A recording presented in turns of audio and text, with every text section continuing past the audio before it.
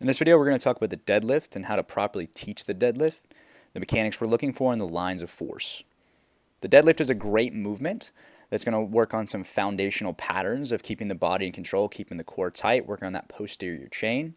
And a lot of times the deadlift can be strayed away from being done because of the lower back issues that can come along with it. But if we really can learn this movement correctly, keep everything in control, keeping that back flat, it's a great movement for producing ground force production for athletes and getting stronger.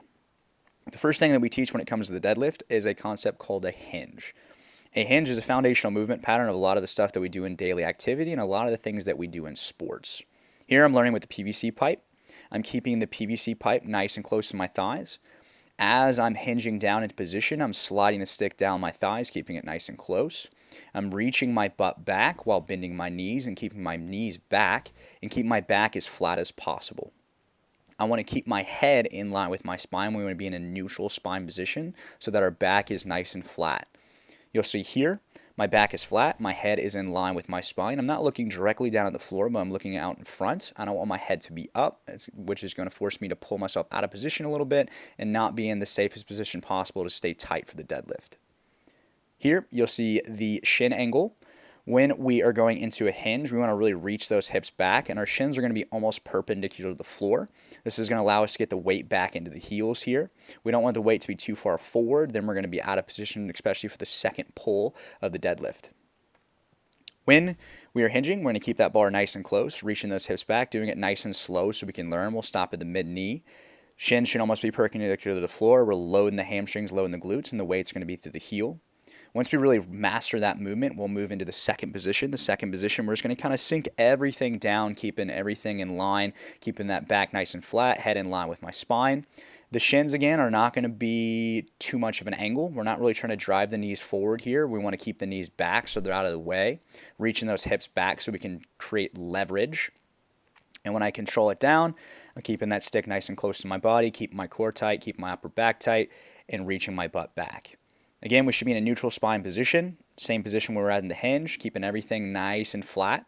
The shins should almost be perpendicular to the floor. This is going to be a little dependent on how long your arms are, how long your legs are, as far as how much shin angle you have. But if we're in the proper shin angle for your own leverage, you should see that the shoulders are directly over the hips or over the bar. If my shoulders are too far forward, then I'm probably a little bit out of position. I need to get my hips back a little bit. And if my shoulders are too far back, then my hips are probably too low. Then we're going to look from the front position here. When we set our feet, we want to be directly underneath the hips. We don't want our feet to be too wide. If our feet are too wide, it's going to tend to push our knees in a little bit, and we're not going to be able to stay in a safe position. We want those knees to be directly over the ankles. You'll see here in this picture, the knees should be straight over the midfoot. We want the knees out. We want our hands to be tight on the knees, where the hands aren't too wide, but then they're not too narrow, pushing the knees in, and we're kind of in a cannonball position here. This video here, we're going to look at finishing the movement.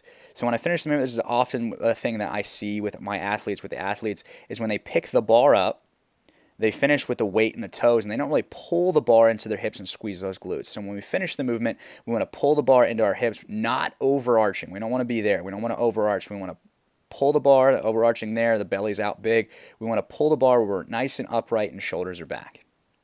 So we're going to look here again, kind of with several reps of the deadlift.